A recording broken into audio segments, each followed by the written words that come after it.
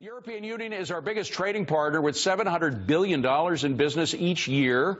Lots of major U.S. companies have exposure over there. So what does that mean to their businesses and our jobs right here?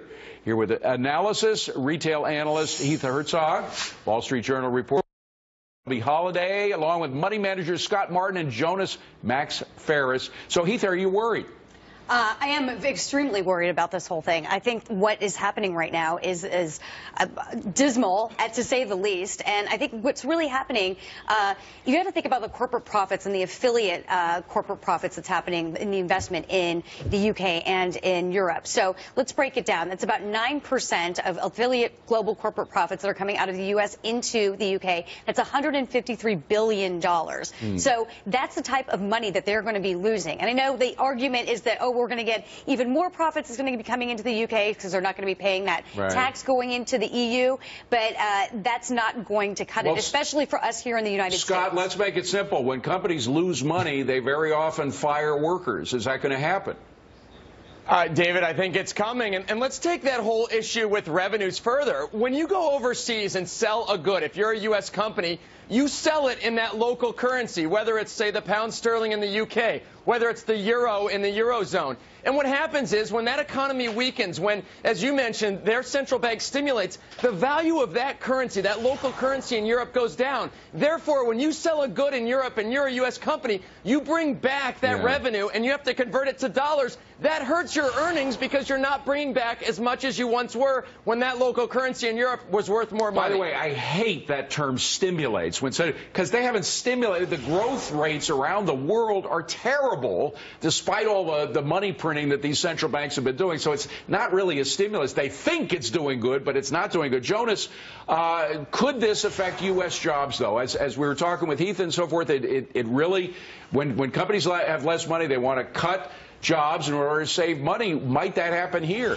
Yeah, it won't be because of the currency effect in all likelihood. I mean, that is an effect that hurts shareholders. Your are lower, but you don't automatically should fine everybody because Starbucks is selling coffee in pounds now. They're not earning as much money. However, the other knock-on effects are worse. Like for the tourism industry, right in New York City, for example, gets a lot of tourists from a country that now is at a currency that is at the levels it was against the dollar when Miami Vice was on the air. So that is going to lead to layoffs in tourism. There's also that London particularly will be hard hit because that was supposed to be the new financial center. That was before the 08 crash and everything, but that's never going to happen now. That's not going to be. Hold on a second. That's an important point. Don't just roll over that. Shelby, is it possible that London, which had been the financial capital, or had become the financial capital of Europe, could lose that status as a result of this? It's absolutely possible, and we already see banks threatening to move jobs to Berlin, to France, get them out of the UK, because there's a big question mark right now surrounding trade and currency.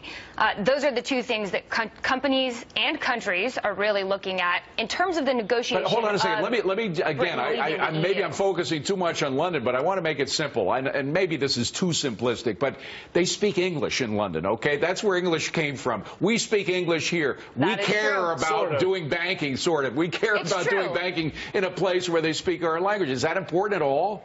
It's important. I mean, Britain didn't vote itself off of the planet. It's just voting itself out of the EU.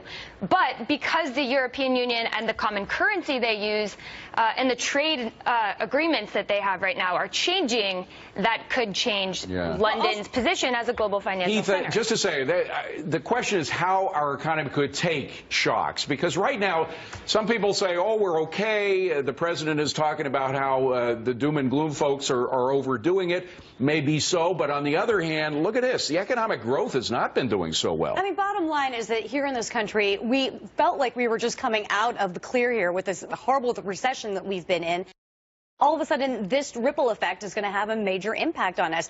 Could it drive us into a recession? Yes. U.S. corporate investment into the UK and into EU was $588 billion.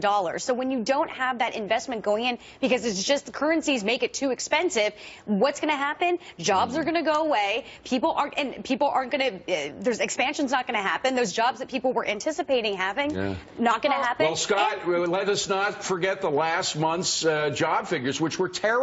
We were expecting well north of 100,000, I think maybe closer to 200,000. We got something like 33,000 new jobs. Could it get even worse? Could we have a negative growth? Could we go into a recession? Yeah, the big picture data, David, has already turned over. And I think one other thing, too, is you look at company earnings reports these days, there's limited visibility as it is before Brexit. Nowadays, if you're a company like Ford or Xerox or eBay that's going overseas and doing all this business in Europe and the UK, you've just lost a tremendous amount of visibility, just like we lost Miami Vice a couple decades ago off Please, TV. with a Miami Vice, forget UK about will not it. have Shelby's too young for Miami Vice, but do you think Yeah, I don't know what you we're guys are in talking danger about. of going into a recession, Shelby?